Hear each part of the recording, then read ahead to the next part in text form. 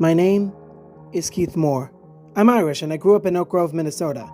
I love cars, horror movies, and I'm looking forward to my 21st birthday. But for the past few miserable days, I've been huddled in my room in an Akron, Ohio mental institution, living in constant, paralyzing fear, waiting for him to appear. His name was Jeffrey Woods, but nobody calls him that anymore. By now the whole country's heard of him. They all call him Jeff the Killer. His story spread like wildfire. What he did, the people he's killed, the news was all over it. His tale has spread around everywhere, like a virus. He destroyed my life. He killed people. He'll kill again. And the worst thing about all of it is that I know it's all my fault. He's a godforsaken blight on this world, and he'll never go away now. The pain will never stop, and it's all because of me. There was a time, about 3 years ago, when Jeff wasn't the monster he's become now. He was a normal kid, about 14 to 15 years old, I think. At the time, my friends and I were all high school seniors. All around 17 to 19, if I'm remembering it right. Not that it matters anymore.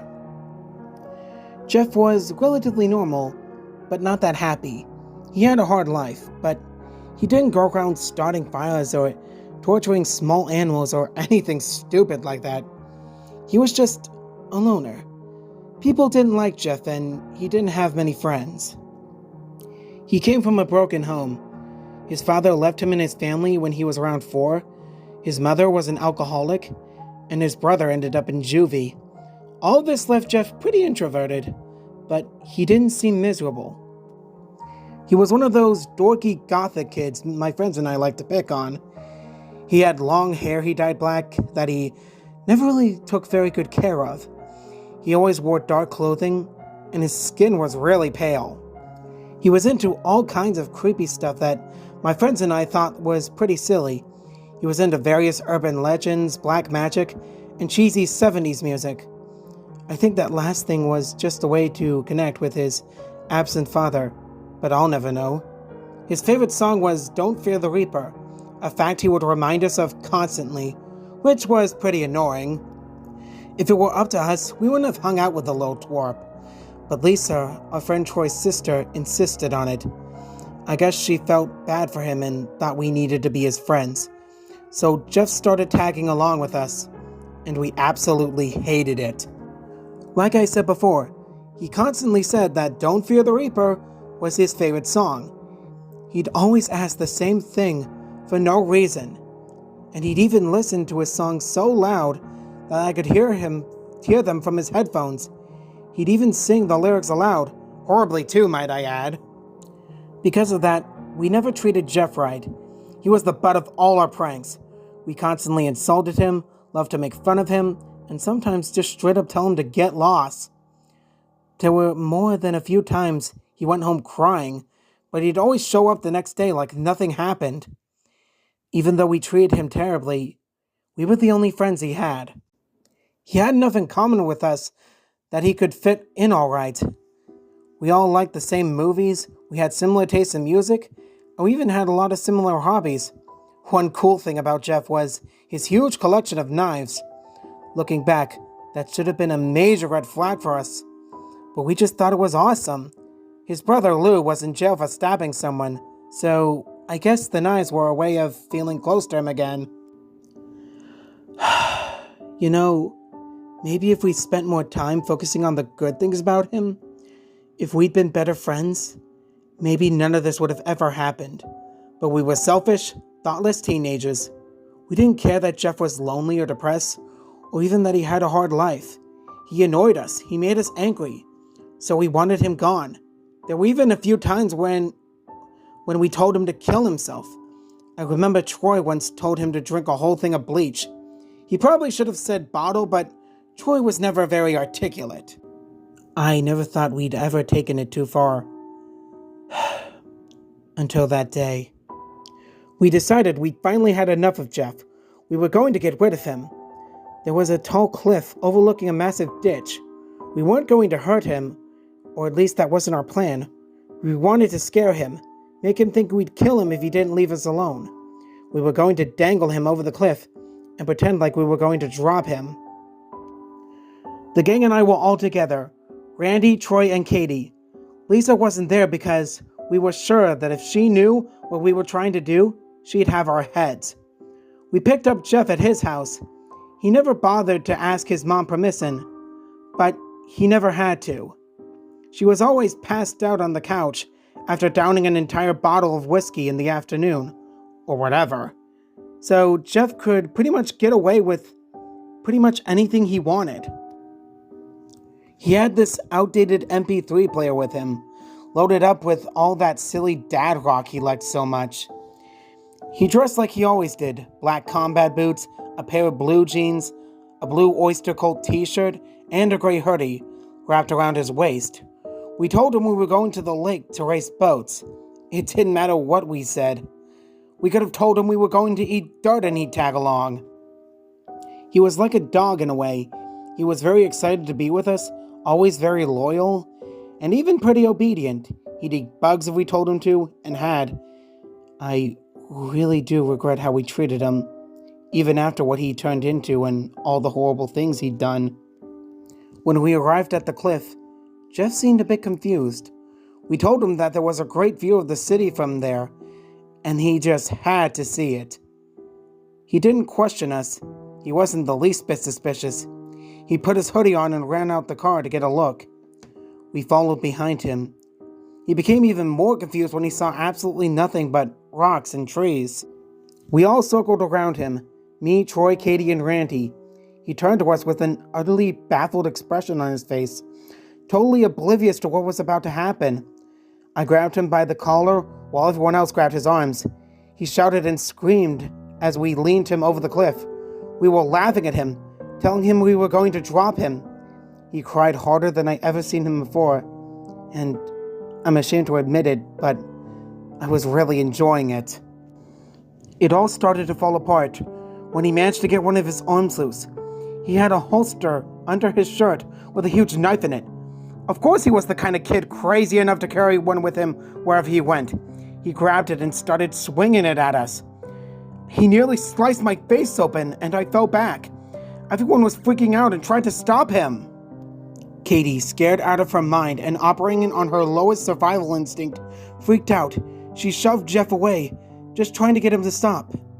It was an accident. She never meant to hurt him, but he stumbled back. He couldn't regain his footing and he fell down. Oh God, I'll never forget the scream he made when he tripped. The absolute agony, betrayal, and terror in his voice echoed louder than anything I ever heard before, slowly faded away, and was finally silenced by a loud thud sound that will haunt me forever. Katie was completely broken. She fell to her knees and screamed like a banshee. And then she started crying so hard, it seems like her throat was about to collapse. The rest of us just stood there, completely in awe. No words, no movement, nothing. Just complete and utter shock.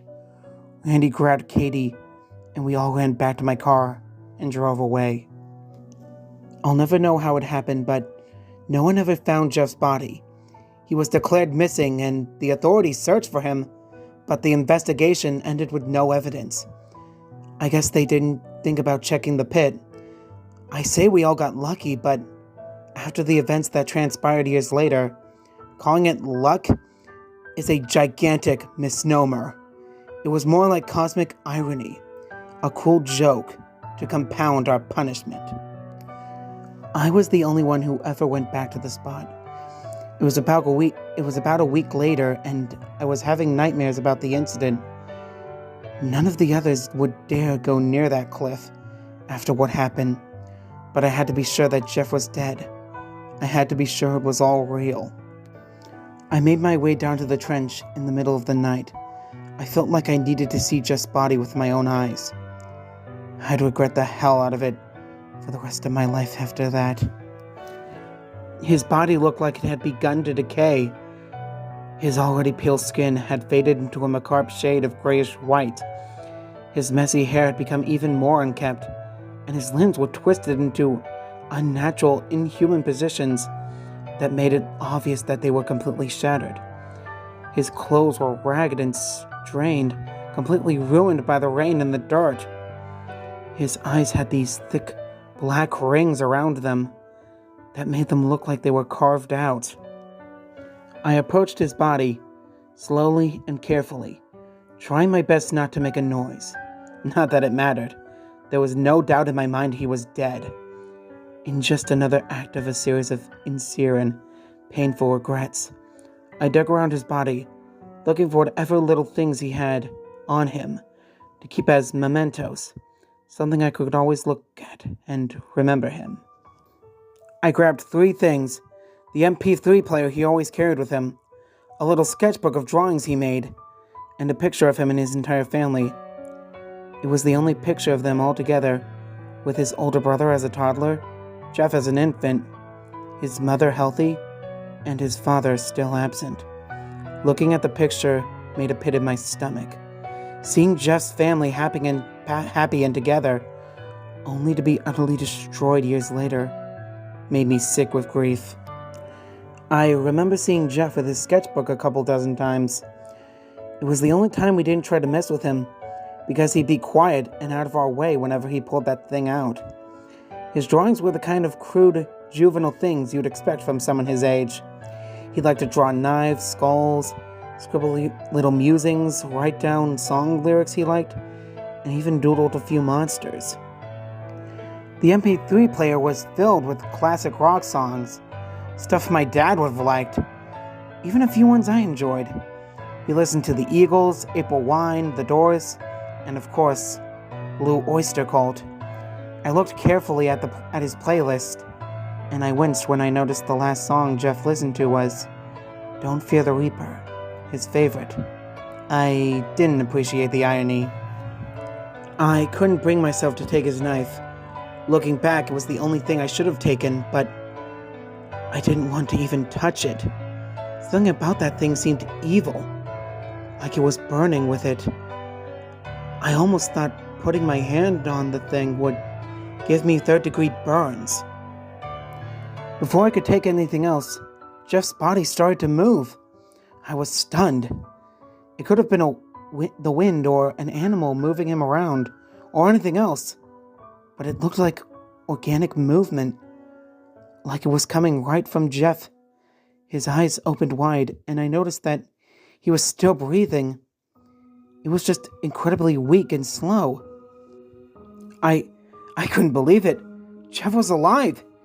He'd been completely paralyzed by the fall, but he had somehow lived for an entire week, all alone down there, completely unable to move. It was easy to tell he suffered. The look on his face was the worst thing I'd ever seen in my life. There was something in his eyes, not anger, but hatred, pure and absolute hatred, like nothing I had ever seen before. He abhorred me, and I could tell if he could still move. He tried his hardest to rip my guts out. That's when I did the worst thing I've ever done in my life. I didn't call an ambulance or try to get help, because I knew if people found out what we did, my friends and I would all go to jail, and our lives would be ruined. Looking back on it now, that probably would have been way better than what actually happened to us all. I covered Jeff's mouth with my hand and pinched his nose closed tight. He struggled, but clearly didn't have the energy to fight. The breath slowly faded, and he stopped breathing entirely, and he began to close his eyes. I implored him to stop struggling, to just let it all end. I begged him, with tears in my eyes, please, please, just go to sleep.